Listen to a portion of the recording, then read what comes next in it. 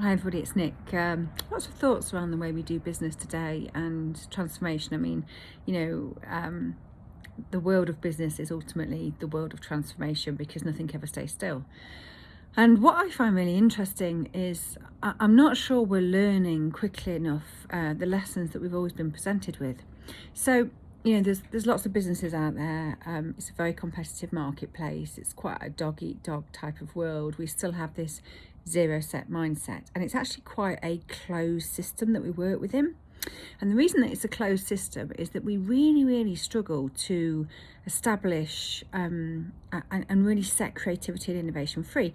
And the reason we do that is because it's really difficult. And people talk about, being creative and being visionary and being innovative and all the rest of it, but nobody really wants to do the work and take the risk that's required to actually have that.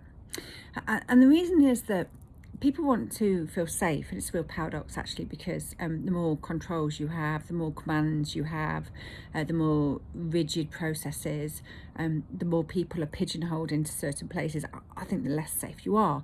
And the reason that you're less safe is because you just become part of the pack, and you are just spending your whole time trying to maintain your position in the pack, trying to make sure you're competitive, you can keep your costs down, trying to make sure that nobody else is producing a product that's better than yours, that your marketing campaign's bigger, that you've got a larger share of the market. But ultimately, you're just competing. You're just part of this herd, and you're just competing with everybody else on very over-farmed and, quite frankly, infertile land.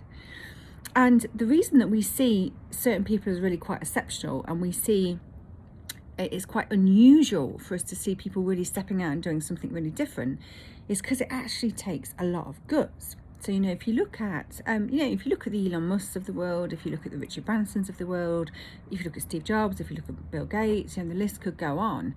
They have had the courage, whatever you may or may not think of them on a personal level, they've absolutely had the courage to step outside of the norms of the tried and the tested processes.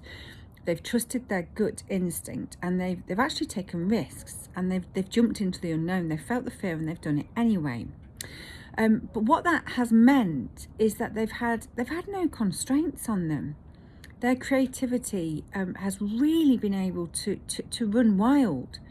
And I know that all of them, and the many others that this kind of label of, I suppose, visionary and exceptional people encapsulates, will have had a lot of failures. They will have had a lot of failures, but they don't allow those failures to close them down. They don't allow those failures to go, oh my God, we've just lost X amount of money, and what are we going to do, and let's not do that again. What they do is they look at them and they say, well, how can we do that better?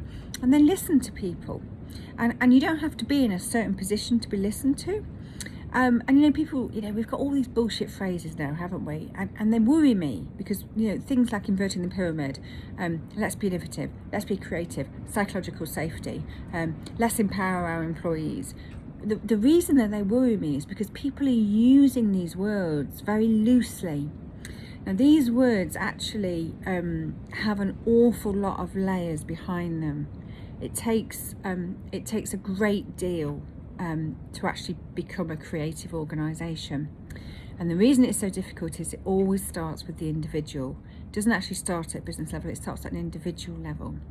And it starts with some really basic stuff around being able to show your vulnerability, around being able to really be in an environment where you can trust and you can be trusted. And that means, being trusted means you have to tell the truth. And sometimes that means you have to cock up and you have to tell the truth. And you have to feel safe enough to be able to do that, because you don't feel like you're going to be battered or your career is going to be over as a consequence of it. And, I think as human beings, we naturally want to go back to this place of safety, which is the place of the known. And it's kind of a bit like, if you think about, the caveman, it's like, if you just stayed in the cave and you never ventured out, it's safe in there, it's warm in there, the woolly mammoth can't get to you in there.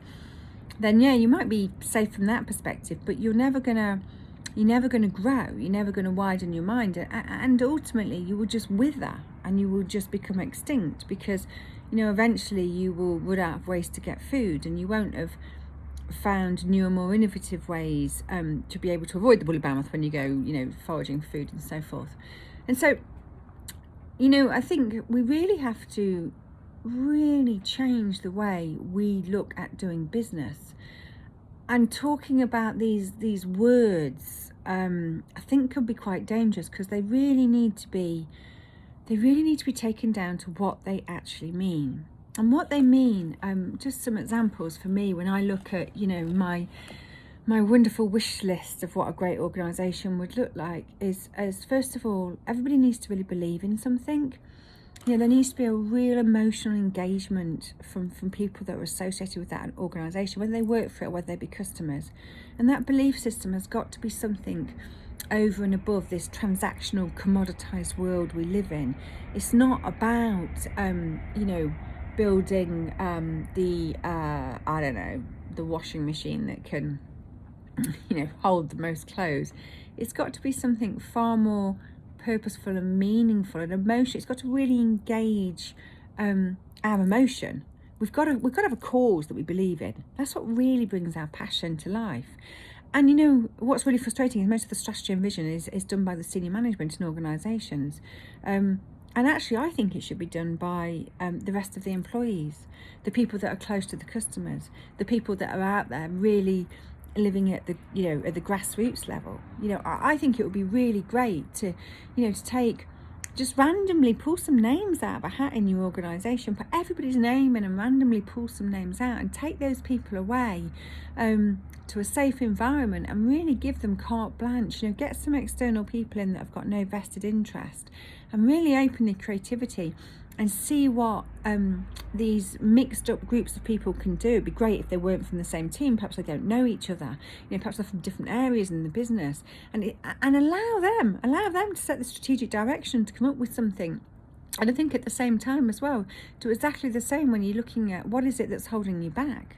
What is the reality of this organisation? What's the culture really like? What are the real issues? What are the things that are stopping us being who we could be? And again, I don't think that's down to senior management. They probably don't have those answers because they're not living with it day in, day out. The people at the grassroots are. And that's what inverting the pyramid actually means. It really means giving a voice to the people who are throughout the organisation and trusting that voice and actually taking action on what comes out of that voice. And I think it's a very, very different way of being. And this command and control is stifling, and it's stopping growth. And you don't just get up one day and decide to be a creative organisation, transform your organisation, because actually it has to start with you as the individual. And part of that is stepping back, letting your ego go and actually really taking a deep breath, feeling the fear and do it anyway. And listening to what people are saying. And I just don't think we do enough of that. And what worries me is that we're using all of these really, exciting, trendy words, but we're not really getting to the absolute truth, the component parts that make them up.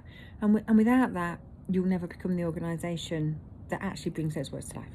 So there were the thoughts I wanted to share today. Hope that's of help. Take care. Bye.